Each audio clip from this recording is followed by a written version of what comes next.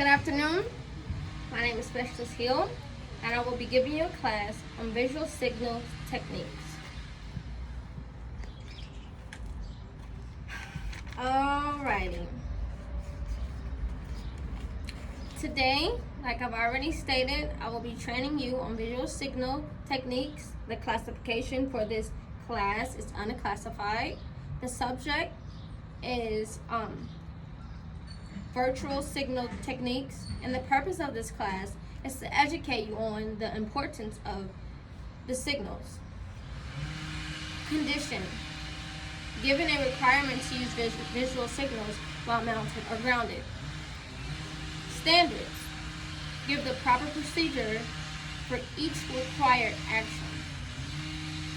And the task is to ensure that the soldiers given signals can see you.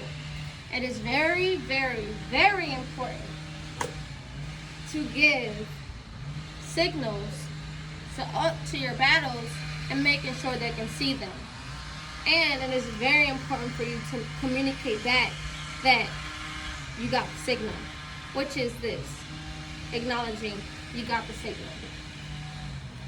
There are many different ways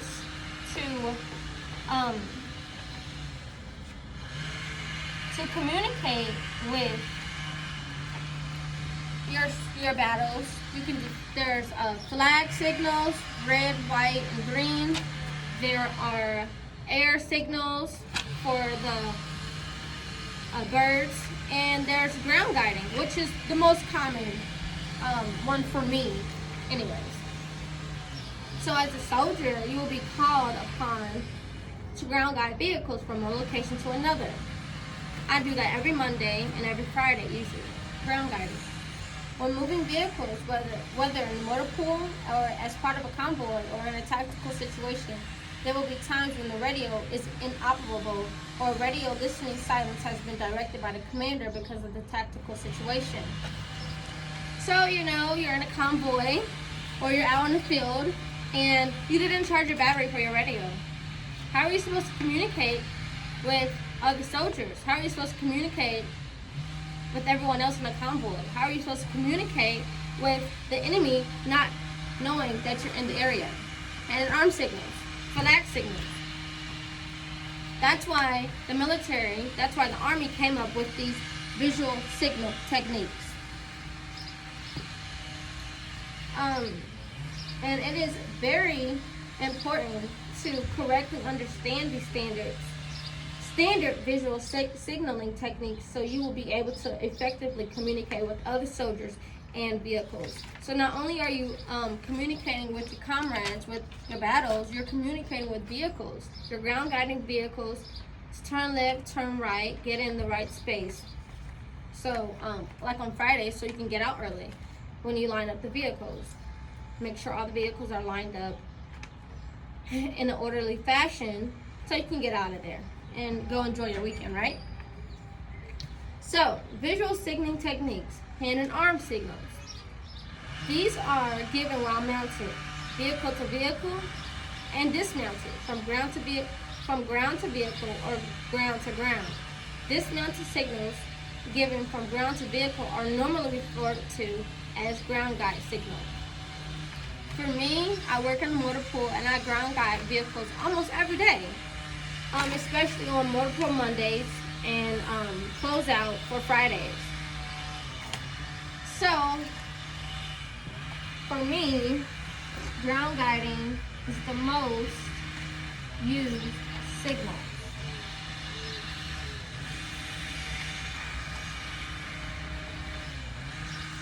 Excuse me while I gather my notes.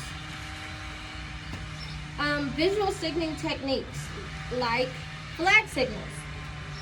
These are used in the same manner as hand and arm signals, but we'll cover the flag signals a little bit more in detail a little later. Ground to air signals. These are used to guide helicopters to a landing point. Now, I'm a 92 Fox. I ground birds sometimes, and I feel them. So it is very important. It is very, very, very important for me to know the air signals. It is almost just as, it's actually more important for the pilots to know the air signals as well. So when I'm guiding a pilot to the landing point, he knows exactly what I'm saying instead of shouting, "Hey, ground your bird right here," you know? So that's another reason why it is important for all soldiers to know at least the standard visual signals. Okay, dismounted visual signals, day, ground, guide signals. I know in basic training, I was taught, of course I was taught the day, ground, guide signals, but there are also nighttime ground guide signals. I was taught the nighttime ground signals, but I didn't know that that was an actual category. So I'm going to go into detail about both day ground guide and nighttime ground guide. So with daytime ground guide, you have start engine, prepare to move, stop engine, halt or stop, move forward, move in reverse, change directions. You have neutral, increase speed, lights on. Lights on is actually like this. And I just learned that myself. Me and my battle, we usually do like this. We were wrong. We learn something new every day, right? And there are more like close distance between vehicles and stop, ramp, raised ramp, and lower ramp. Mounted visual signals include mounted visuals. Visual signals are used to control movement and give warning to either an entire unit or a platoon size or a large element within the unit.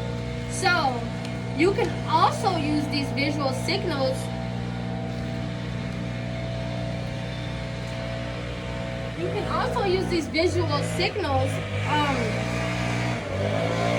to move a formation, to move a platoon, to move your unit in a tactical formation.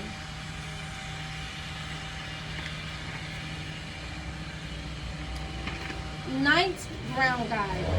Night ground guide signals are used during periods of darkness or limited visibility. So, at nighttime, you have your flashlight and you put your red lens on top of the flashlight.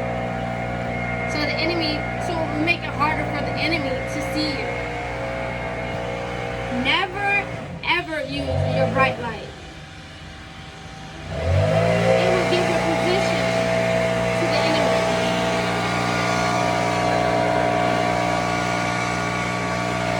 Some of the night ground guide signals include start engine, halt stop, or stop engine, increase speed, turn, move in reverse, and there's more as well. And we have rear ground guide. Rear ground guides are always used when a vehicle is moving in reverse or in neutral steering. The rear ground guide is in command of moving the vehicle when it is moving in reverse, and will give his visual signal according to the direction he wants to move to the front of the vehicle. It is imperative that there is two ground guides when moving a vehicle. And it's also imperative that the two ground guides are mirroring each other. Just imagine if you are driving a vehicle, a huge LMTV, HEMTT, you have two ground guides. One is telling you to go one way and the other is telling you to go the other way. You're going to crash. You're going to have an accident. So make sure that you are mirroring each other.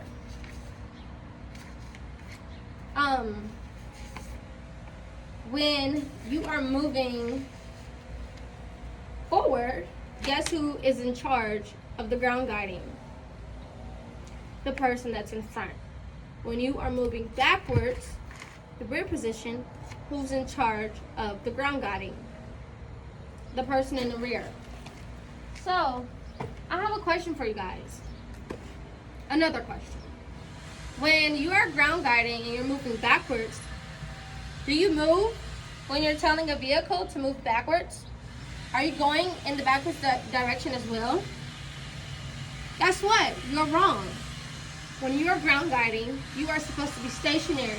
You look around to see if there are any vehicles, any pedestrians, any battles in the way.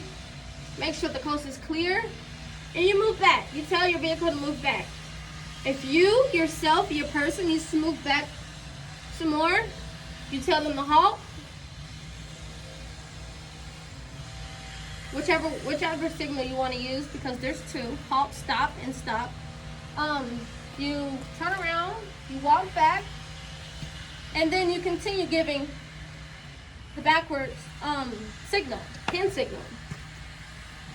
I know that I got chewed out for doing that once before, and my commander is like, "Hey, Hill, do you want to get ran over? Do you want to get smashed, or something like that?" And I'm like, "No, sir, I don't." And from that point on, I make it a point to let soldiers know, make sure you don't walk in reverse while you're giving a command, a hand command signal.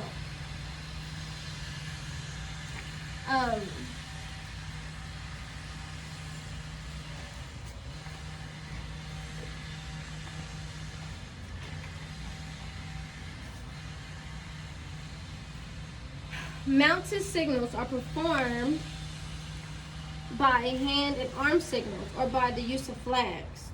Now, I told you that we were going to get into the flags, and that will be coming up shortly.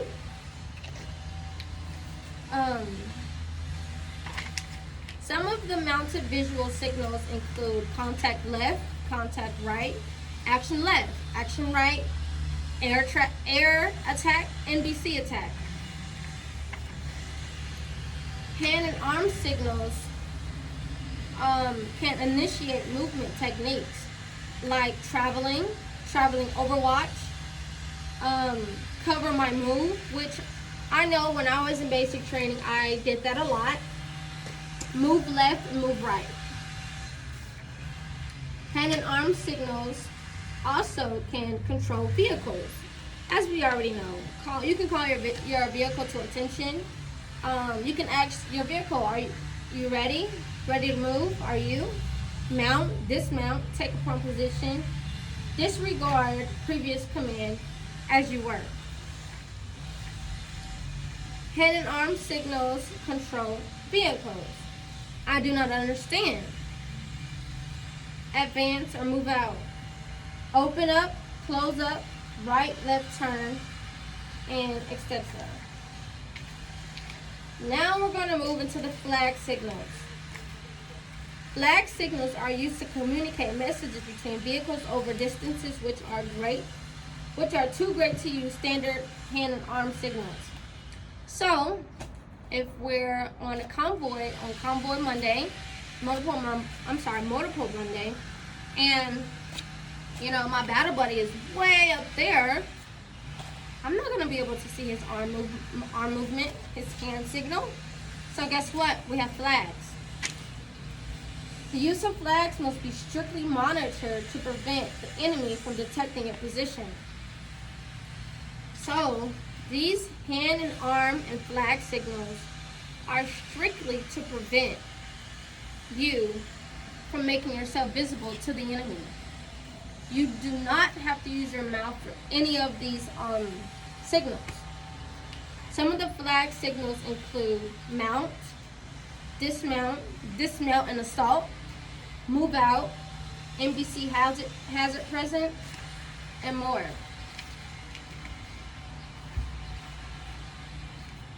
Okay. Now we are going to get into some of the hand and arm signals. So, my battle buddy is in the car. In the vehicle. In our TPU, in our LMTV or something like that. And, I don't want to yell, "Hey, start the vehicle." He's not going to be able to hear me anyway, right? So this is what I do. Start the vehicle. Make sure that your arm goes into a circular position with your fist closed, and it's at your waist level. Start the vehicle.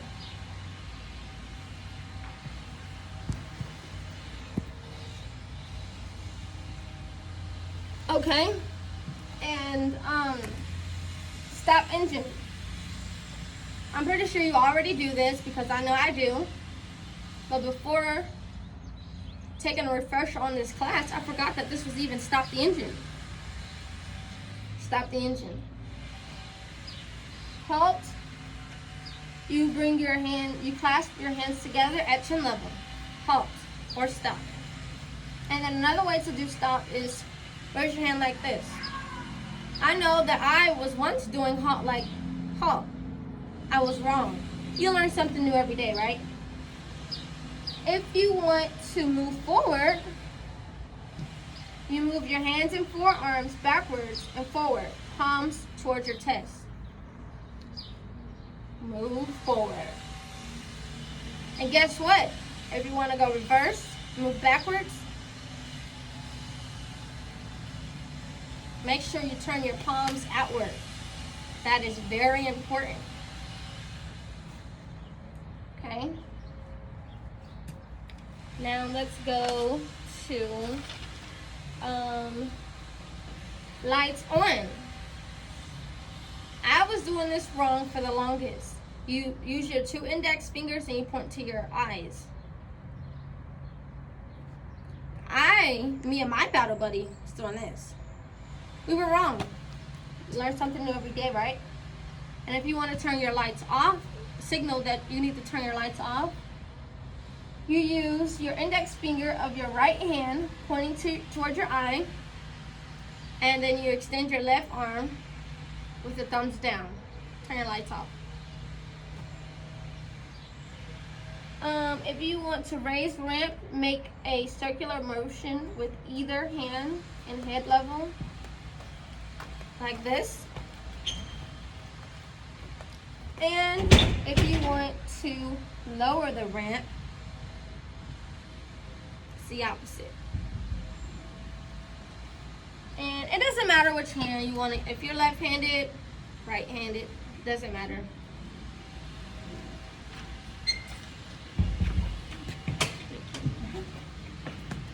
Okay. To coil, it means to raise your right arm, put your hand in a circular position, okay? And contact left. Extend the left arm parallel to the ground. Contact left. Guess what contact right is? The opposite. Contact right. And you have to repeat it. That is imperative. Okay. Here's a new one for me, which is I am ready to move. Are you? You extend your arm forward towards the person being signaled. Raise the arm slightly above horizontally, palm outward. Are you ready? Easy, right? And say you didn't understand the signal that was given. You didn't see the signal that was given.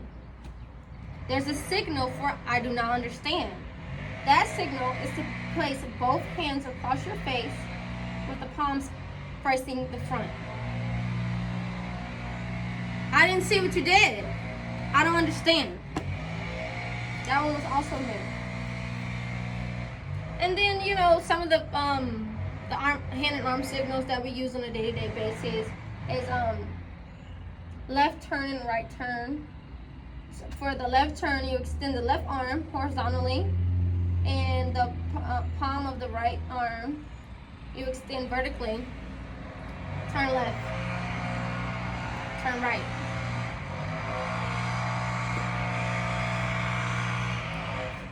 Alrighty, and so we also have the air signals, which include air attack. In the air attack, you lift your arms to a 45-degree angle. Air attack, air attack. Okay, and you also have an NBC attack. Extend the arms and fists. Bend the arms to the shoulders and repeat. NBC attack. So, air attack, 45-degree angle with your palms out. And then NBC. Okay, and if you want to continue traveling, I'm sure people know that.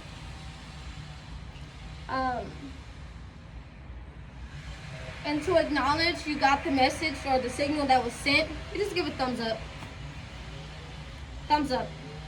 Acknowledge what you have learned. And last but not least, we have the flag. So we have a yellow flag, we have a green flag, and we have a red flag. To mount your vehicle, you'll use a yellow flag, and you'll just do like this with your yellow flag. To dismount, you'll use a green flag and a yellow flag, and you'll do like this. To move out, you'll use a green flag. Forward with your flag. And NBC has it present. You'll use all three flags, yellow, red, green. You'll just wave them up. You'll hold your hands up. This is NBC has it present. Okay, and that concludes my class on visual signal techniques. Let's have a AAR. What was supposed to happen? We were supposed to get trained on visual signal techniques. Is that what happened? I like to think it is what happened. What were some statements? Okay. And how could I improve? Well, let me ask what was wrong first. What were some of the things that I did wrong? Okay, I'll take that. How could I improve this class for the future, for the next time? Maybe I want to give this class again to incoming soldiers. How could I improve my class?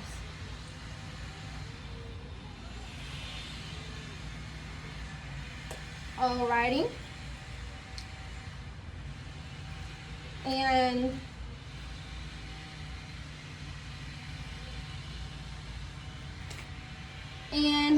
this concludes my briefing. Let me remind you, my class was on visual signal techniques. The classification was unclassified.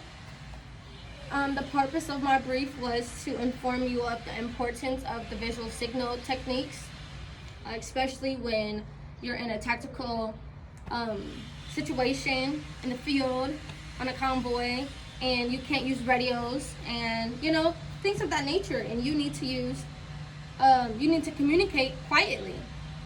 You'll use these signals. Do I have any questions? All right, this concludes my briefing. And actually, before we go, I would like to do a test. I would like to ask you guys 3 hand and arm signals. Are you guys ready? Show me what message acknowledges. Okay. How about an NBC attack? All right. How about traveling? I'll throw a bonus out, okay? How about turn right? All right, class is dismissed. Thank you.